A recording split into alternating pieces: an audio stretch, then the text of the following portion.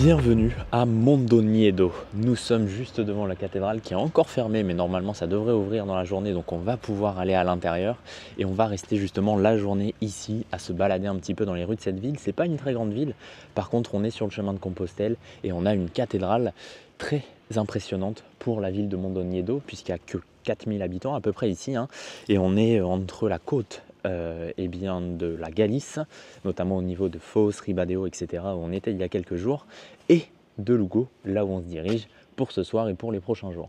Donc voilà un peu le programme, on va se balader dans cette ville de Mondoniedo, et notamment dans cette cathédrale, qui est l'une des plus importantes ici en Galice.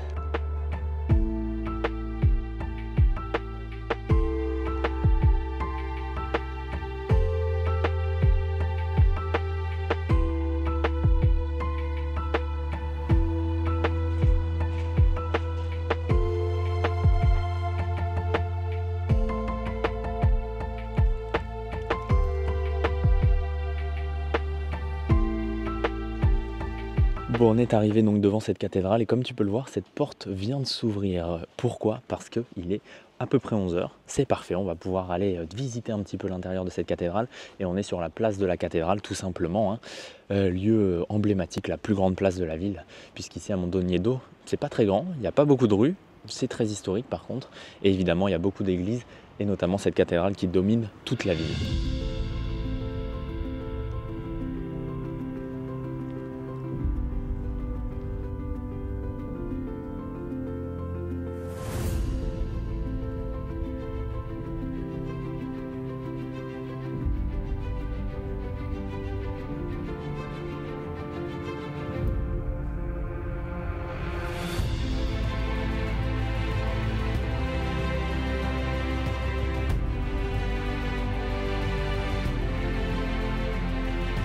Cette cathédrale dite agenouillée à cause de la faible hauteur de ses deux clochers baroques fait de Mondoniedo une ville incontournable sur le chemin historique de Compostelle.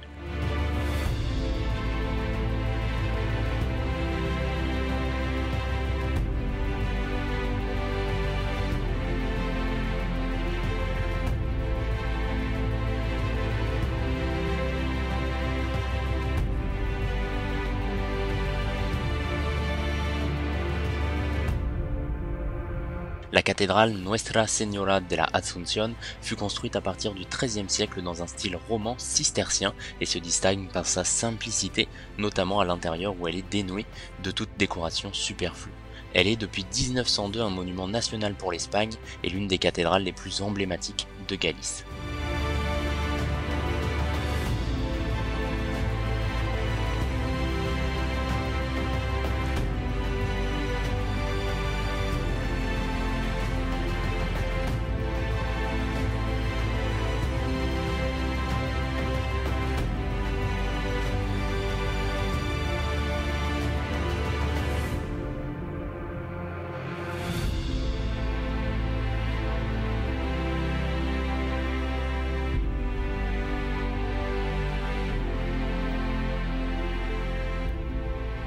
Bon, ça y est, je ressors de cette cathédrale qui est assez jolie. Elle est en travaux malheureusement, le retable principal est en travaux, ainsi que le cloître, la chapelle majeure, Capilla Mayor, etc. Donc beaucoup de choses qu'on ne peut pas voir.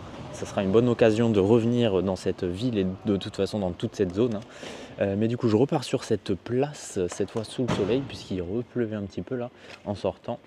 Et puis on va bien continuer de se balader un petit peu dans cette ville qui est un peu morte ce matin. En même temps c'est le 6 janvier et ici les rois, même en France c'est assez important, mais ici ça l'est encore plus. Hier il y avait des fêtes un peu partout. Et puis aujourd'hui c'est un peu le moment où toutes les familles se réunissent pour manger la galette, etc.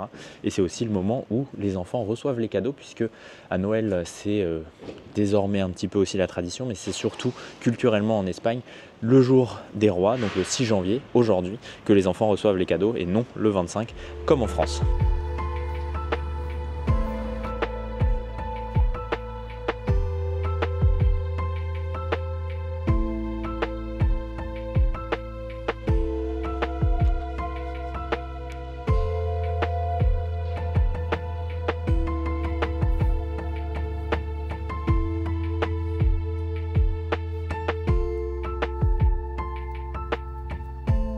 Bon, comme je vous l'ai dit, on est sur le chemin de Compostelle, hein, donc il y a un peu tous les chemins dans cette ville de Mondoñedo.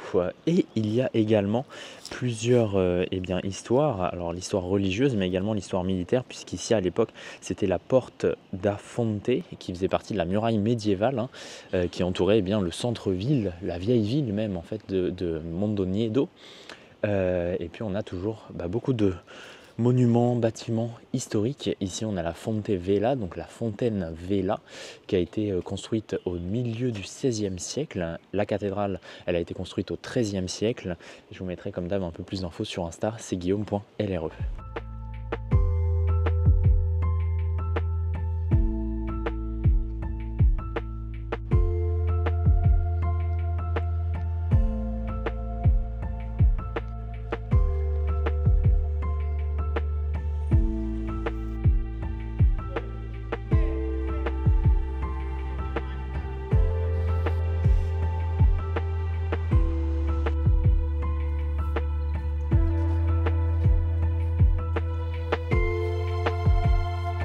Je m'écarte un petit peu là du centre-ville. En réalité, c'est pas très grand, hein, donc je serai jamais très loin, à plus de 10 ou 15 minutes du centre-ville et encore. Voilà, il y avait une petite chapelle. Bon, pas incroyable. Mais comme je vous l'ai dit, hein, sur ce chemin de Compostelle, il y a beaucoup d'endroits, évidemment en référence avec la religion chrétienne, notamment des petites chapelles comme ça, un peu au milieu de nulle part, des fois juste sur la route. C'est assez particulier. Mais bon, on va faire le tour en tout cas, et puis on va essayer de revenir vers le centre-ville et de continuer notre petite exploration. Hop là, on a de la chance en tout cas avec le temps, puisqu'il a plu un peu ce matin. J'ai été au café, ensuite il fait beau, il y a du soleil, et a priori il ne pleuvra plus de la journée. Ça, en tout cas, c'est ce qu'ils annoncent, donc on verra. Allez, on continue l'exploration de Mondoñedo.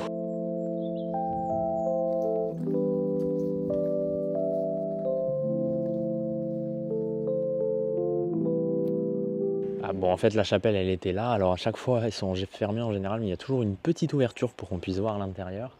Celle-là, c'est la chapelle San Roque, des San Roque, et elle a été fondée au XVe siècle, mais elle a été reconstruite plusieurs fois. Et la dernière version, celle qu'on a ici, juste à côté de nous, c'est celle du XVIIIe siècle. Voilà un peu l'histoire. Nous, on continue. Je ne sais pas trop où on va là, mais on y va, ça c'est sûr. Et puis ensuite, on revient vers le centre-ville. Mais là, ce qui est sûr, c'est qu'on est en train de s'en écarter, en tout cas. Mais bon, c'est pas grave, on se laisse porter et on a le temps.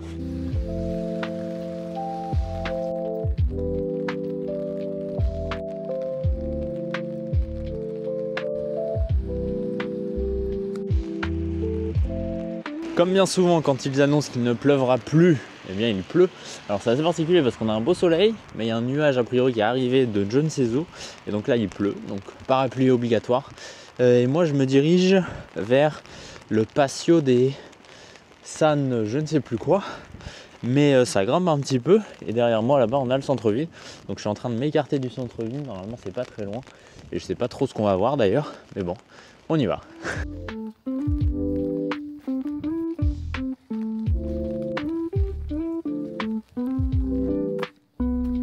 Ça y est, on est arrivé devant ce fameux Passo de San Isidro, je crois, juste ici, qui est je ne sais quoi.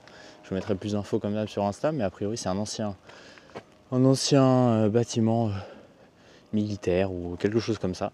Je vais aller voir ça de plus près. Sur le chemin, là, on a une superbe vue sur toute cette ville de Mondoñedo. Et il y avait également 3 chiens qui étaient attachés. Et heureusement, je vais vous le dire, parce qu'ils n'étaient pas très gentils ou en tout cas accueillants avec moi. Et juste à côté, ils étaient avec des poules qui avaient des tout petits poussins. Je vais essayer de vous les trouver, de vous les montrer juste après. Bref, nous on est arrivé ici donc. Un bel endroit quasi abandonné a priori.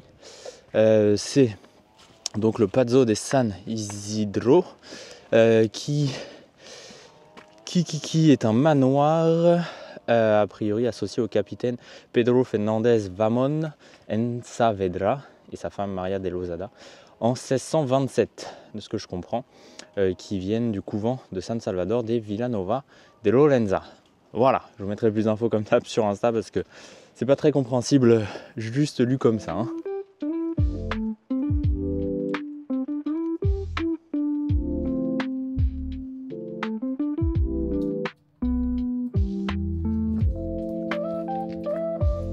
Bon, je sais pas si ce bâtiment peut se visiter ou pas, a priori.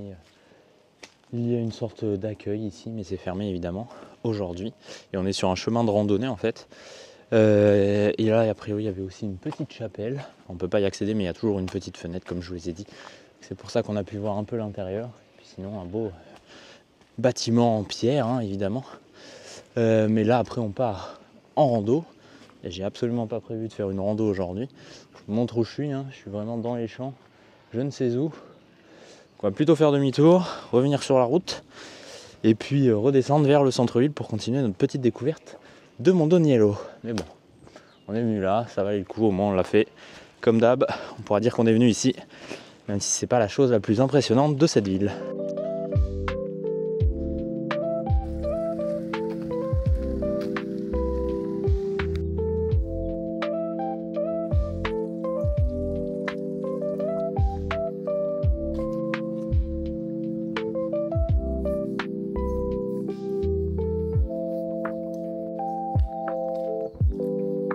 Comme d'hab, hein, j'essaye de me perdre un petit peu là. Et juste avant de revenir vraiment dans le centre historique là où on était tout à l'heure, il y a ce genre de petit village là avec 2-3 rues plutôt sympathiques. Donc voilà, j'y suis passé.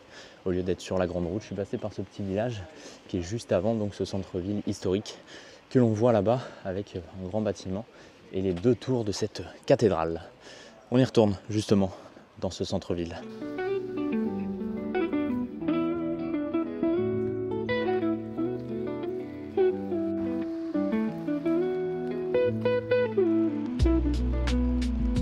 Bon, parapluie de nouveau puisqu'il pleut encore une fois. On est revenu là dans le centre-ville, on voit les 2 tours de la cathédrale. Juste derrière ce mur, c'est le jardin du cloître dans lequel on n'a pas pu aller malheureusement.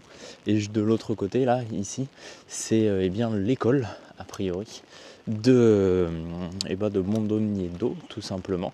École catholique, hein, Santa Catalina, a priori. Voilà un peu l'histoire. Hop. Je regarde. Alors voilà, c'est effectivement l'école, mais c'est également a priori une auberge, notamment pour des séminaires, le Seminario de Santa Catalina. Voilà, un gros bâtiment, mur en pierre, etc. Et ici donc cette église, cette cathédrale, pardon même, de Mondoniello. Nous, ce qu'on va faire, c'est qu'on va repartir, je ne sais pas trop par où. Je vais essayer de trouver une rue qu'on n'a pas encore faite. Et puis on va continuer notre petite balade. Il y a encore une église à voir un petit peu plus loin. Et puis il y a encore des belles petites rues dans la vieille ville. Avant ensuite de récupérer le gros sac, puisque comme tu l'as vu, je l'ai laissé au café. Ça c'est pas mal, ça me permet de visiter plus facilement ce genre de ville.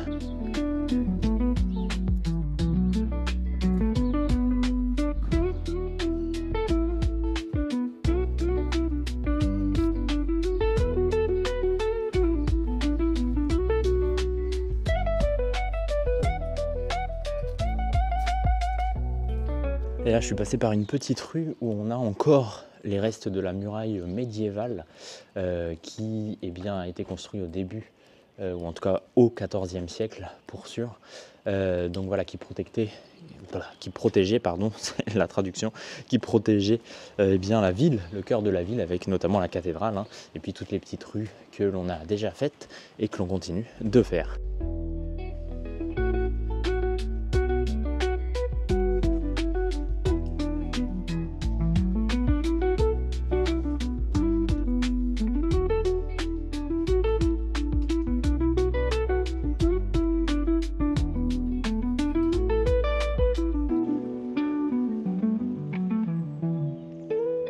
Bon, et juste ici, on a donc l'église paroissiale de Santiago, par définition. Alors, pas de Santiago de Compostelle, hein, pas de Saint-Jacques de Compostelle, mais elle s'appelle comme ça, l'église de Santiago, qui a été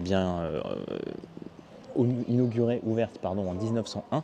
Et juste ici, regardez, on a des coquilles Saint-Jacques au sol, pour vous prouver qu'on est bien sur le parcours de Saint-Jacques de Compostelle. Hein, et on va continuer de se balader un petit peu dans les vieilles rues de ce centre-ville.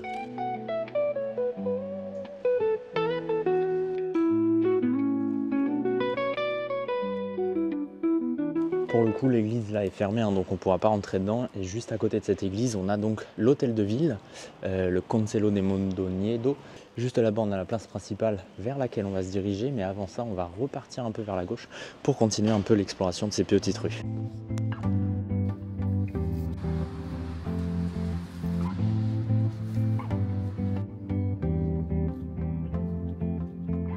On est là juste à l'entrée de la ville, presque du centre-ville en tout cas, avec la maison, le manoir Santomé, puisqu'il a été construit par la famille Santomé à la fin du XVIIIe siècle.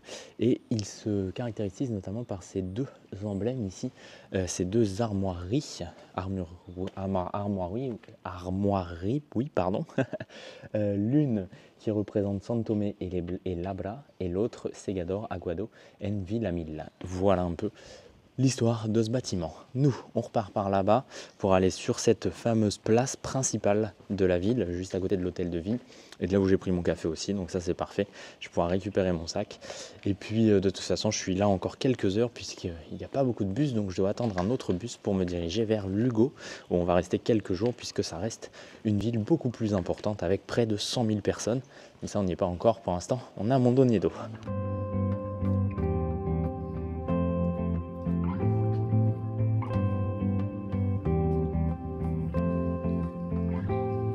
Ici, le bâtiment, là, c'était un musée qui retrace un petit peu l'histoire de Carlos, le roi des Tartas, le roi des tartes, puisqu'il a été décoré notamment par la ville d'ici de Mondoniedo, mais également par la Galice et puis globalement par toute l'Espagne. Donc il est vraiment très connu. Un très grand musée là, avec beaucoup de bâtiments. On en a déjà passé quelques-uns, il y en a encore un ici. Et on peut voir à l'intérieur une armure notamment. Voilà. Truc assez important a priori, ici, je ne connaissais pas du tout. Je vais pas faire le musée, de toute façon a priori c'est fermé, mais c'est plutôt sympa et plutôt marrant.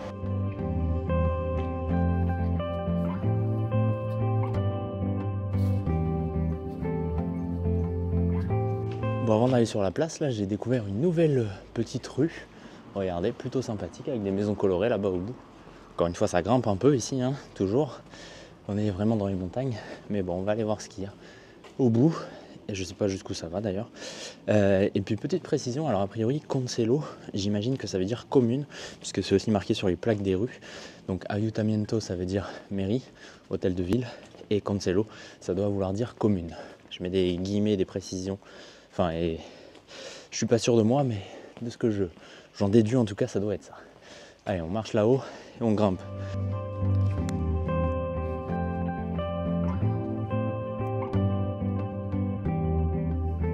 Juste en haut, on a une résidence, la Residencia San Rafael, qui a priori est un hôpital, Institut national de sécurité sociale, hôpital de jour, etc.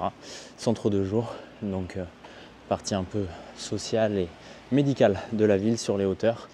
Nous, on va essayer de redescendre pour aller vers le centre-ville. On a encore 2-3 choses à voir, normalement. Donc voilà, il y a une chose ici aussi à voir. On va y aller et puis ensuite on repart vers le centre-ville. Toujours des trucs à voir, toujours des trucs qu'on découvre au fur et à mesure. C'est comme ça qu'on visite les villes avec moi.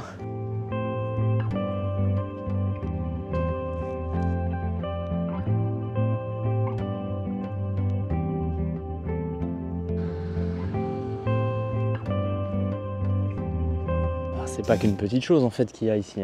Là-bas il y a l'Institut San Rosendo, on va redescendre par là-bas.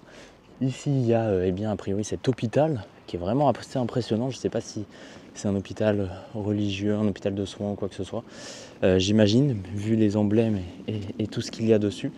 Juste là-bas on a encore une autre petite église. Et là-bas on a une maison, alors elle est un peu loin donc on va pas y aller. C'est un peu dans les collines, etc. Il faut faire une mini randonnée a priori. C'est un peu galère, en tout cas aujourd'hui.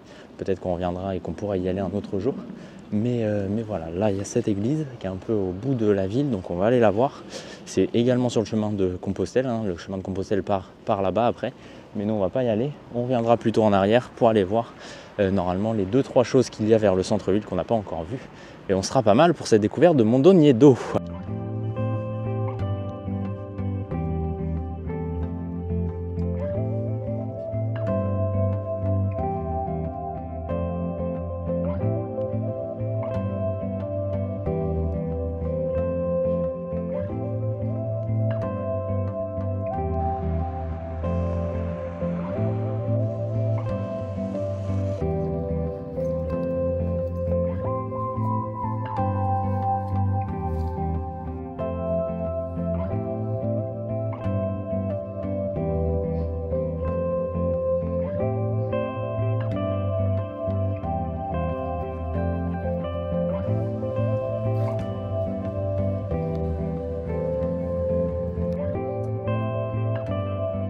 On est quasiment revenu dans le centre-ville, là je suis en train de redescendre, j'ai juste à aller là-bas et je rejoins la grosse place.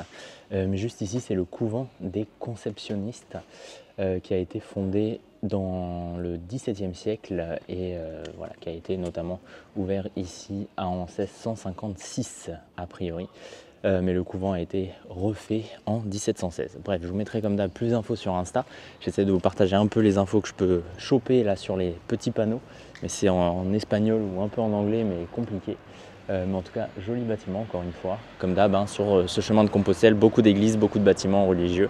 Mais bon, on part vers la place pour terminer cette balade.